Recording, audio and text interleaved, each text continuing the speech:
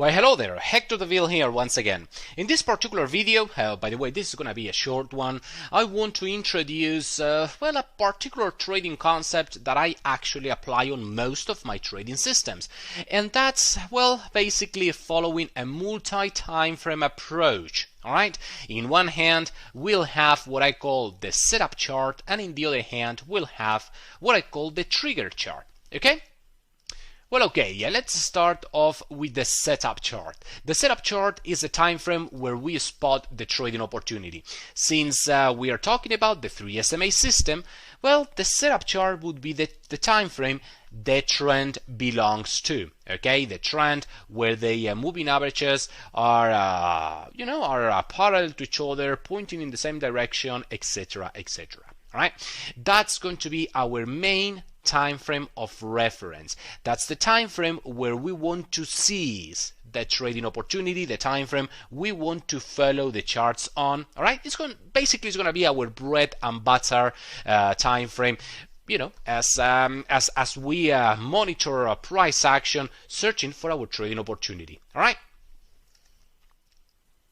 Now, in the other hand, we have what I call the trigger chart, all right, which is basically a shorter time frame that we are going to be zooming into once it comes to actually enter the market. Okay, once it comes to click on the buy or the sell button, well, that's when we are going to be zooming into the trigger chart. Okay, just at that moment.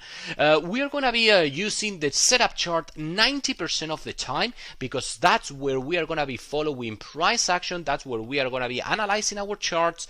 And we are only going to be zooming into the trigger chart, again, at the very last moment, in order to, since it's a shorter time frame, since price action moves a little bit more, a little bit faster on the trigger chart, we are just going to be using it at the last moment in order to pinpoint, in order to, nail down, to narrow down our entry level as tightly as possible. Just to try to enter the market, maybe let's say 5-10 pips earlier, or as soon as possible. That's the only use we are going to have for the trigger chart. Again, your main time frame of reference is still going to be the setup chart. You are only meant to use the trigger chart at the very last moment to jump into the trade. Okay?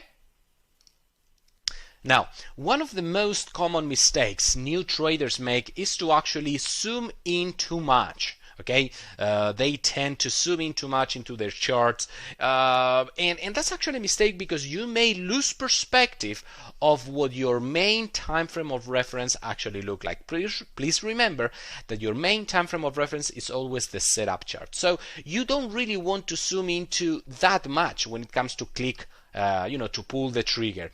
Basically, if you spot the trend on the monthly time frame, you want to zoom in just one time frame, let's say the weekly time frame. Okay, so if the 3 simple moving averages are in order parallel to each other, etc., etc., on the monthly time frame, when it comes to, let's imagine this is the 30, this is the 50, and this is the 100, price is swinging to the downside.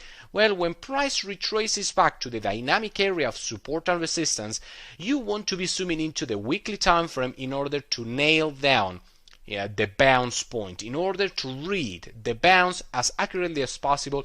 So instead of entering there, you hopefully will be able to manage to enter the trade just a little bit earlier. That's the only use we are going to have of the trigger chart. All right, so monthly time frame, you will zoom into the weekly time frame when it comes to pull the trigger.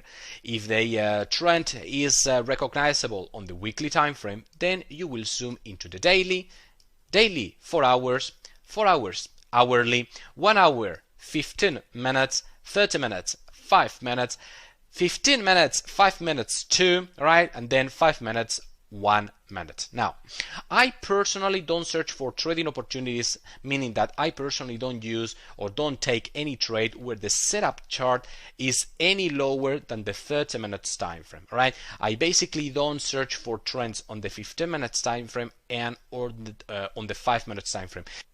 I mean, that's almost like trading as a scalper, all right? And I don't really like scalping too much because price action in these very short-term charts is rather chaotic, okay? As I always say, there is way too much intraday random market noise on the 15 minutes time frame, on the 5 minutes time frame. So my advice is to search for trading opportunities, from the 30 minutes upward. All right. Okay, now you guys have seen my charting platform on a previous video. If you remember, on the euro against the American dollar, for example, on the daily time frame, we were clearly seeing a nice downtrend. Okay, let me actually expand that out. Let me expand that out for a clearer picture. All right, there we are, and now I'm going to be zooming in a little bit more. All right, I think that's rather appropriate. So, euro against the American dollar, daily time frame, the moving averages are really nice, nicely pointing in the same direction, nicely parallel to each other. Price spending most of the time at the right side of the 50 simple moving average, obviously nowhere near the 100, no crossover, etc., etc. So, in this specific case, if I was to trade the euro against the American dollar, my setup chart would obviously be the daily time frame. Okay. This is the correct time frame for this trend. Now, that means that the daily time frame is going to be my setup chart and therefore my bread and butter. Okay, this is going to be the time frame where I'm going to be following price action for 90% of the time. However, please mind how price right now is really far away from the area I want to take my trades off. Okay, basically the dynamic area of support and resistance. As you will see on future videos, I'm going to be taking trades right off, bounces off that area. All right. Obviously, right now price is too far away, so I'm not going to be taking trades at this moment. However, I am indeed going to be following price action on this currency pair. Basically, what I will be doing here is I'm simply going to be waiting for price to retrace back up to the moving averages. Hopefully, sooner or later, obviously, the moving averages will catch up with price. And once price is up here, once price is up there, that's where I will zoom into the trigger chart. Since this is the daily time frame, all right, that's my setup chart. I just need to zoom into the 4 hours time frame when it comes to click on the buy or the sell button. Okay, that's going to be my trigger chart, and therefore I am not going to be zooming into the hourly. I am not going to be zooming into the 30 minutes time frame. None of that. Remember what I said before. You don't want to zoom in too much, because the more you zoom, or rather the farther you zoom in, the more let's say the more you get detached, so to speak, from your main time frame of reference. Sorry, I lack the exact word here. as you can probably imagine, my communication skills are not as sharp in English as in my in my native language. But at any rate, what I'm trying to say here is that you don't really want to detach yourself too far from your from your main time frame, okay, from your time frame of reference, which again is the daily time frame. So you're going to have to wait for price to retrace back to the dynamic area of support and resistance, and once price is there, that's where you will zoom into the 4 hours time frame. Now, please mind that by the time price retraces up to the moving averages, to the dynamic area of support and resistance, okay, somewhere in there, if I zoom into the 4 hours time frame at that moment, that means that price will probably be touching the 100 simple moving average. On the trigger chart, the 30 will be probably curling up. Maybe we may have gotten a crossover. It doesn't matter. All right, it doesn't matter. The 3 SMAs are not significant on the trigger chart. Remember that the 3 SMAs are only there to pinpoint the trend, okay, to mark the trending price action.